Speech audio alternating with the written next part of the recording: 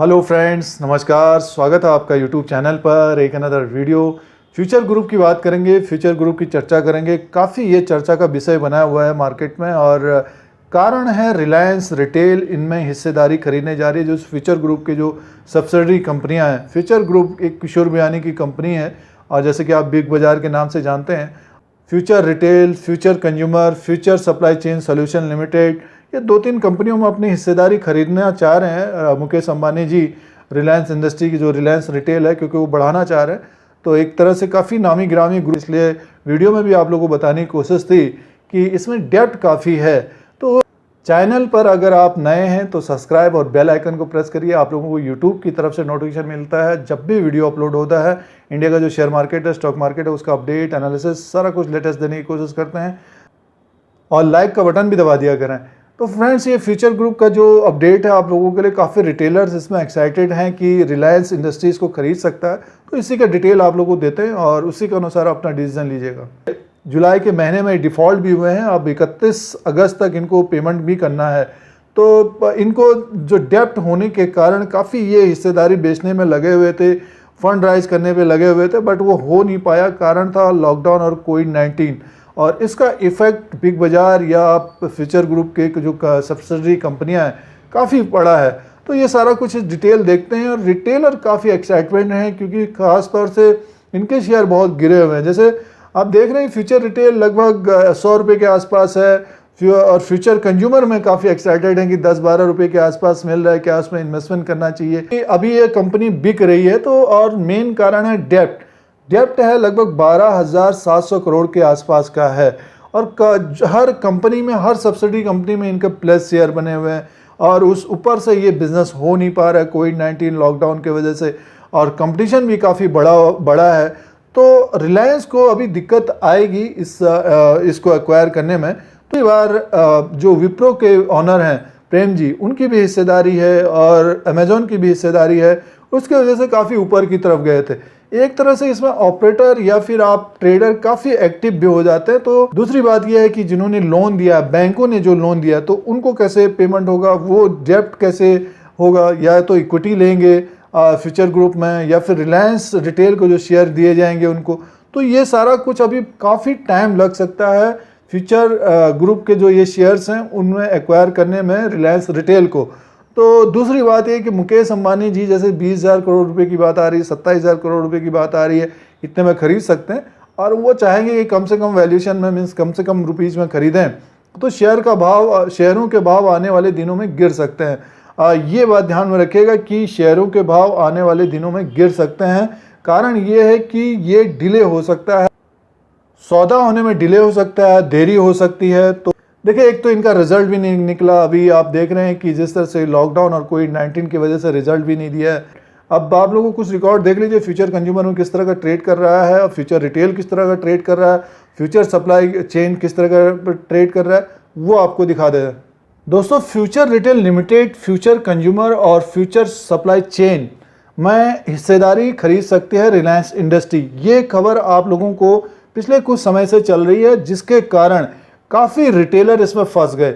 अब future group में दिक्कत ये है कि लगभग 12,778 करोड़ का इनसे कर्जा है और वो बढ़ते जा रहा है।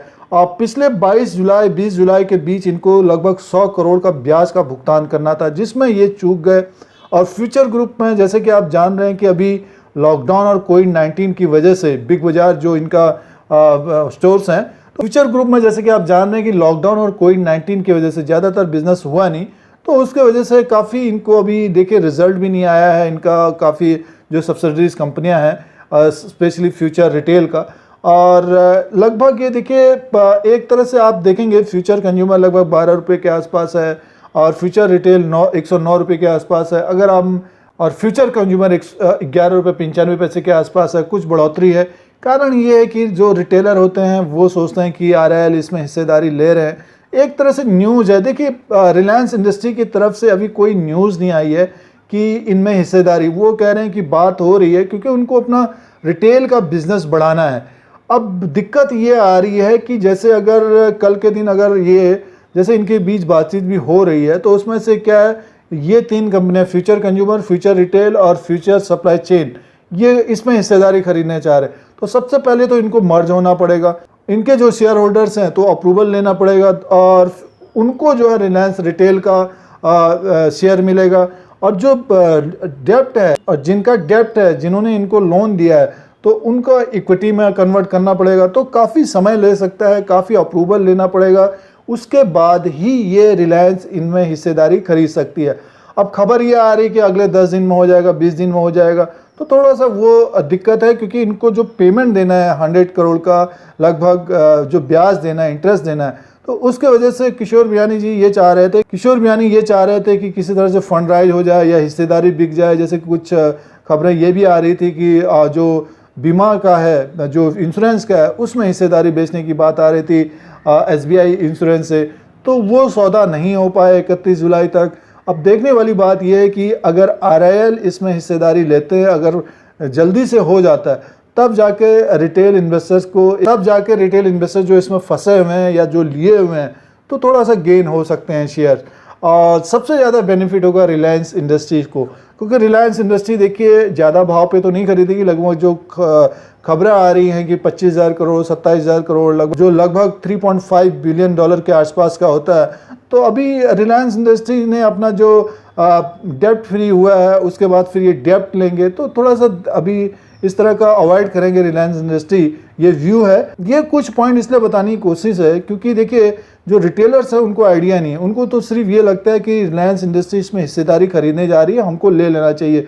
बहुत सारे लोग बता रहे हैं कि फ्यूचर कंज्यूमर जो है काफ़ी तेज़ी से ऊपर की तरफ जा सकता है। देखिए फ्यूचर कंज्यूमर में अब रिलायंस ग्रुप और फ्यूचर ग्रुप की डील हो रही है, इस खबर की वजह से थोड़े बहुत शेयर बढ़ सकते हैं, जिसमें से अगर आप फंसे हुए तो निकलने की कोशिश करनी चाहिए। जो नया लेना चाह रहे हैं बेटर देन है दूसरा जो कोई स्टॉक है उसी के आसपास का, बेटर देन है कि दूसरे शेयरों में देखना चाहिए, दूसरे रिटेल शेयरों में देखना चाहिए। जैसे स्पेंसर है, देखिए स्पेंसर आप देख सकते हैं लगभग 80 रुपीज़ के आसपास है, राइट इशू उसका आ रहा है, तो उसमें देखिए अगर आप इसमें ही उताले हैं, इसी को लेना चाहते हैं, तो कुछ आप देखिए पहले इसको करेक्शन होने दीजिए। जिस तरह से अभी रिटेल का जो शेयर था लगभग ये आया था, जो 6 रुपीज़ तक आया था, तो उसमें उस वक्त देखिए। और फ्यूचर सप्लाई चेन भी लगभग देखिए ये आपका 100 से नीचे की तरफ था, 90 की तरफ था। और रिटेल को हम देखते हैं तो वो और भी नीचे की तरफ था, लगभग देखिए ये 60 रुपीज़ तक आया था, वहाँ से एक तरह से दुगने हो चुके हैं ये।